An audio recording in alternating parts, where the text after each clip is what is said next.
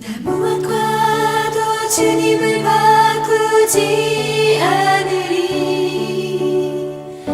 다른 어떤 은혜 구하지 않으리.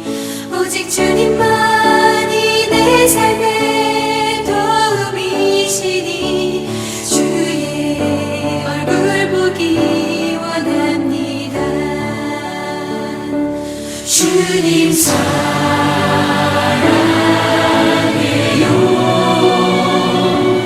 온 마음과 정성 다해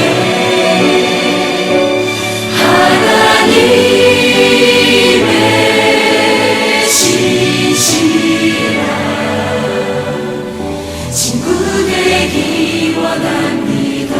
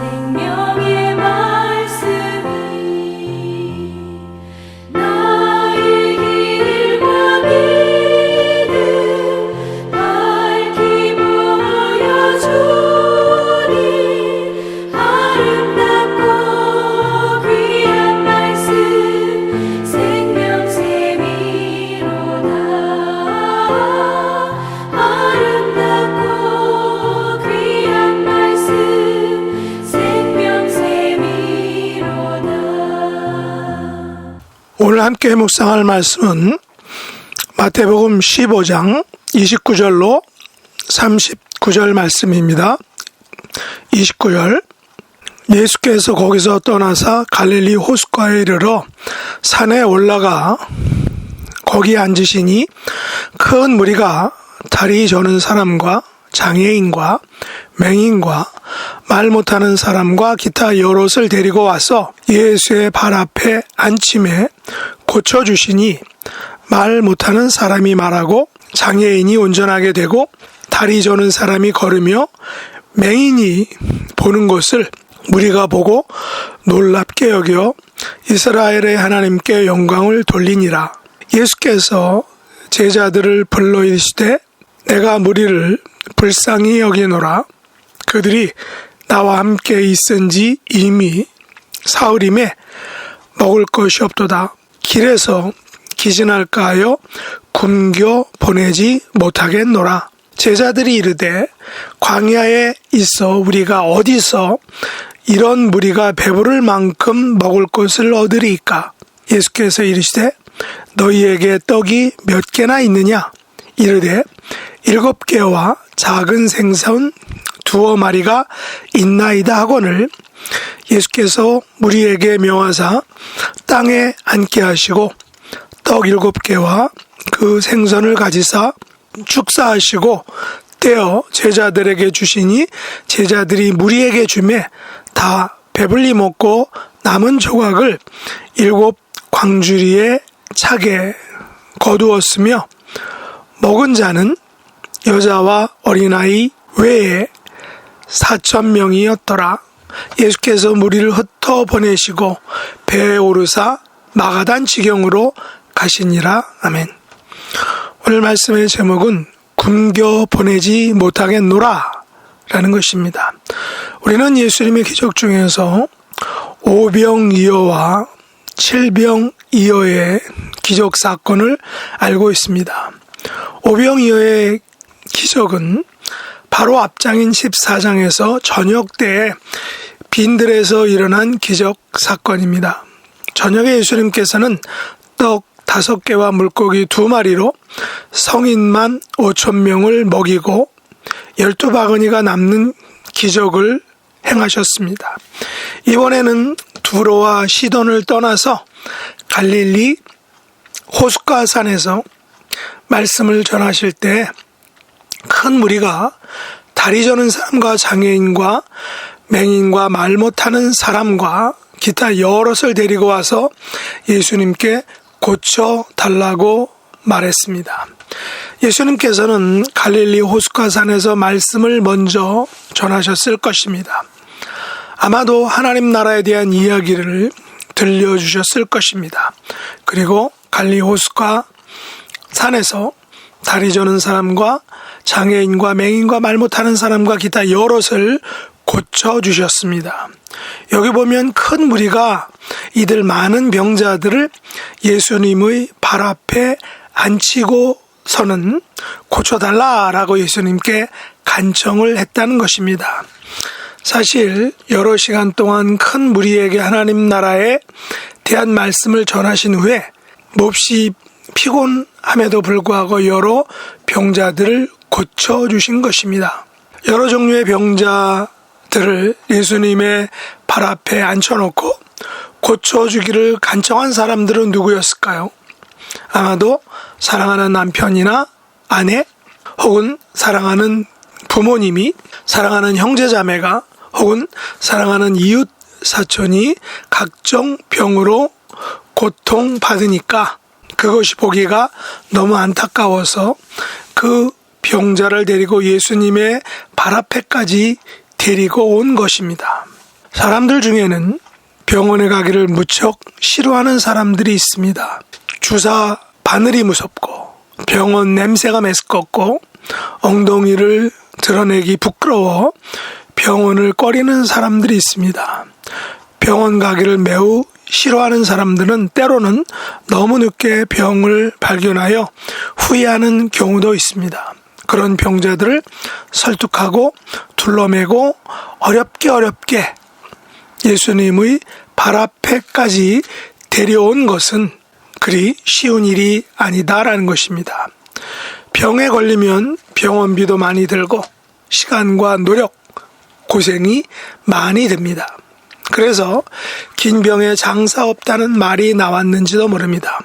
그럼에도 불구하고 각종 병자들을 무슨 방법을 동원해서라도 예수님의 발 앞에 데리고 온 사람들, 그 병자의 사랑하는 아내나 남편 혹은 부모님, 친구들은 엄청난 사랑의 소유자들일 것입니다. 아무나 병수발을 들 수 있는 것은 아닙니다. 병수발을 드는 것은 자신의 많은 부분을 그 병든 자를 위하여 희생하는 것입니다. 그러므로 병자들은 자기 병수발을 들어주는 분들에게 더욱 감사하는 마음을 잊지 말아야 하는 것입니다. 종종 보면 병든 사람들이 그 고통 때문에서 그런지는 몰라도 신경질 내고 짜증 부리고 또한 심한 막말까지 한다라는 것을 볼 수 있습니다. 본문에 보면 이들 병자들은 다리 저는 사람, 장애인, 맹인, 말 못하는 사람 그리고 기타 여럿이라고 말했습니다. 그런데 이들 모두가 예수님의 발 앞에 앉으니 그들의 병이 어떻게 되었다고 하고 있습니까? 말 못하는 사람이 말하고 장애인이 운전하게 되고 다리 저는 사람이 걸으며 맹인이 보게 되었다고 합니다. 놀라운 치유와 회복의 기적이 그 현장에서 일어난 것입니다. 이들 병자들을 예수님 발 앞에 앉히니 그곳에서 놀라운 치유와 회복의 사건, 기적이 벌어졌던 것입니다. 병자들을 어렵게 데려온 가족들과 간병인들은 자기 앞에서 벌어진 이 놀라운 치유와 회복의 기적을 보고 엄청난 충격을 받았을 것입니다. 너무나 놀랐을 것입니다. 그리고 이스라엘의 하나님께 영광을 돌렸습니다. 물론 이 같은 치유와 회복의 기적을 베풀어 주신 예수님을 보고 놀라고 그 기적을 행하게 하신 하나님께 영광을 돌렸다는 것입니다. 사실 병자를 고친 사람이 영웅이 됩니다. 병을 고친 의사가 높임을 받고 드러나고 존경을 받게 됩니다. 그런데 본문에서는 병을 고쳐주신 예수님이 아니라 이스라엘의 하나님께 영광을 돌렸다고 합니다. 그렇다면 예수님께서 그들의 병을 고쳐주실 때에 자신의 영광이 아닌 하나님의 영광을 드러내면서 치유와 회복을 기적을 베푸신 것입니다. 예수님의 모든 말씀과 치유 행위들은 자신의 영광이 아닌 아버지 하나님의 영광을 드러내는 것을 우리는 성경에서 볼 수 있었던 것입니다. 우리가 어떤 행사를 하면 특정한 사람이 너무 드러나는 것을 봅니다. 예배를 드릴 때도 마찬가지입니다.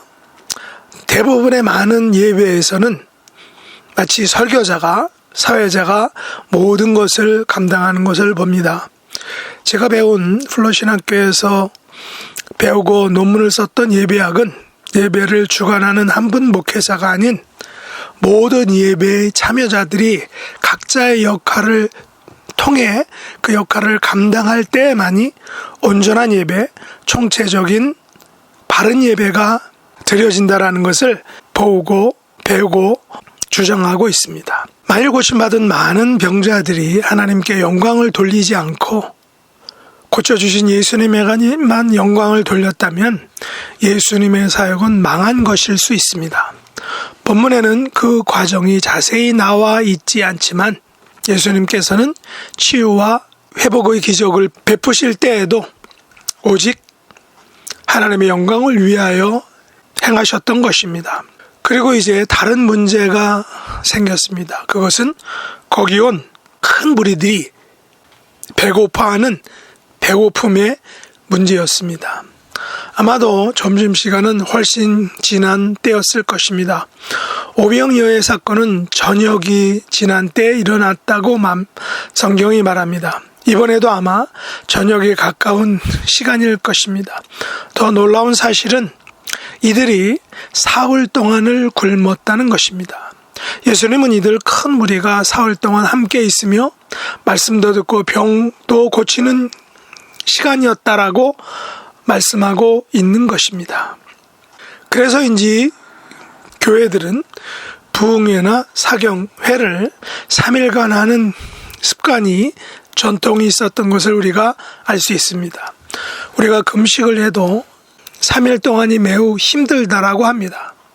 예수님께서는 말씀과 치유 사역이 3일간 진행되었기 때문에 큰 무리들이 집으로 돌아갈 때에는 길에서 기진할까 매우 걱정을 하셨다는 것입니다. 그래서 예수님은 의외로 매우 엄정하게 말씀하십니다. 내가 무리를 불쌍히 여기노라.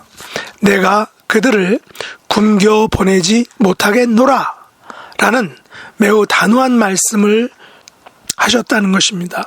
그러자 제자들은 말합니다. 선생님, 우리가 광야에 있는데 어디서 이런 무리가 배부를 만큼 떡을 얻을 수 있겠습니까? 제자들의 답은 매우 현실적이었습니다. 그리고 부정적입니다.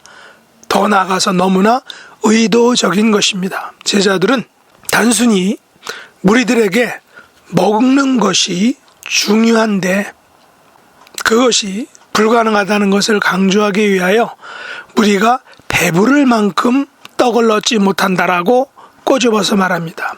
굳이 무리가 배부르게 먹을 필요는 없는 것입니다. 조금이라도 먹으면 집에 갈 수 있는 힘이 있으니까 말이죠. 그러나 제자들은 아예 무리를 먹이는 것을 이미 포기했던 것입니다. 그래서 예수님은 그들의 부정적인 생각과 의도를 안타까워하셨을 것입니다. 그리고 그들이 가진 떡이 몇 개냐라고 물으셨습니다. 제자들은 7개의 떡과 작은 생선 2마리가 있다라고 말했습니다. 그러자 예수님께서 직접 무리에게 명하사 땅에 앉게 하시고 떡 7개와 생선 2마리를 가지사 축사하시고 떼어 제자들에게 주시며 그것을 무리에게 주라라고 이렇게 말씀하셨습니다. 우리는 예수님께서 어떤 방법을 사용해서 축사하셨는지, 어떻게 뻥튀기가 되어서 큰 무리가 배불리 먹고 7 광주리가 남았는지 정확하게 알 수 없습니다. 떡 7개와 2마리의 생선이 어떻게 여자와 어린이 외에 4,000명을 먹이고도 7 광주리가 남았는지 우리는 설명할 수 없습니다. 그러나 이 기적은 오병이어의 기적과 동일하게 2000년 전에 이스라엘 광야에서 갈릴리 호숫가 산에서 일어난 배부름의 축제의 모습인 것입니다. 이 칠병이어의 기적 사건은 출애굽 백성들이 광야 40년 동안 먹었던 만나와 메추라기의 기적 사건과 동일한 의미의 사건이라는 것입니다. 200만 명이 넘는 출애굽 백성들에게 40년 동안 만나와 메추라기를 통해서 그들을 배불리 먹이셨던 하나님께서 오늘 본문에서 예수님의 축사를 통하여 동일하게 칠병이어의 기적을 통해서 4,000명을 먹이는 그런 놀라운 은혜를 베풀어 주신 것입니다. 오늘날 세상에는 배불리 먹는 사람들도 있지만 먹지 못하고 병들어 죽어가는 사람들도 있습니다. 이 같은 세상의 현실과 구조를 우리의 힘으로는 쉽게 해결할 수 없습니다. 왜냐하면 세상에는 죄와 욕심과 불의함이 늘 존재하기 때문입니다. 그러나 예수님께서는 큰 무리들의 배고픔과 각종 질병들에 대해서 불쌍히 여기셨습니다. 먹을 것이 없어 기진하여 죽어가는 사람들을 걱정하셨습니다. 그리고 친히 그들을 굶겨 보내지 못하겠다라고 엄정하고 단호하게 말씀하셨습니다. 그러므로 우리 그리스도인들은 세상의 빈부의 격차로 인한 문제들에 대한 책임감을 느껴야 합니다. 그리고 먹을 것이 없어 길에서 기진하여 굶어 죽을 사람들에 대해서도 우리는 동일한 책임감을 가져야 하는 것입니다. 예수님께서는 말씀을 전하시는 영적인 문제와 함께 그들이 먹을 것이 없어 길에서 기진하여 죽어가는 것을 결코 용인하지 않겠다라고 말씀하셨습니다. 우리 그리스도인들의 사회적인 책임이 여기에 있는 것입니다. 우리들은 복음과 함께 먹을 것을 가지고 세상을 향해 나아가야 할 것입니다. 그것을 통해 하나님 아버지께 영광을 돌리는 저와 여러분이 될 수 있기를 예수님의 이름으로 축복합니다. 기도하겠습니다. 하나님 아버지, 예수님께서는 영적인 양식이 없어 굶어 죽는 무리들에게 하나님의 양식인 말씀을 먹이시고, 먹을 것이 없어 기진할까 굶어 죽어가는 무리들에게 떡 7개와 생선 2마리로 배불리 먹여주셨습니다. 우리들도 세상에서 영적인 양식이 없어 죽어가는 사람들과 먹을 것이 없어 길에서 기진하여 굶어 죽어가는 사람들에게 먹을 것을 제공하는 하나님의 축복의 백성, 기적을 만들어내는 백성들이 될 수 있도록 은혜 베풀어 주옵소서. 예수님의 이름으로 간절히 기도드립나이다. 아멘.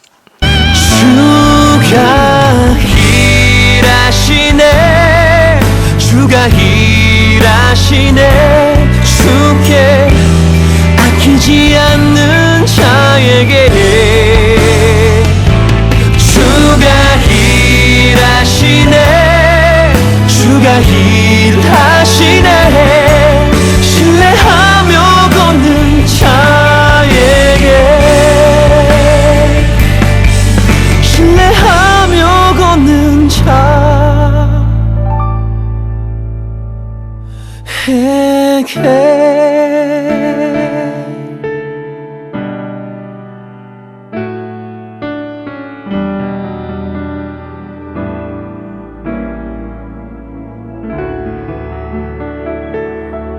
하늘에 계신 우리 아버지여, 이름이 거룩히 여김을 받으시오며 나라에 임하옵시며 뜻이 하늘에서 이룬 것 같이 땅에서도 이루어지이다. 오늘날 우리에게 일용할 양식을 주옵시고 우리가 우리에게 죄 지은 자를 사하여 준 것 같이 우리 죄를 사하여 주옵시고 우리를 시험에 들게 하지 마옵시고 다만 악에서 구하옵소서. 대개 나라와 권세와 영광이 아버지께 영원히 싸움나이다. 아멘.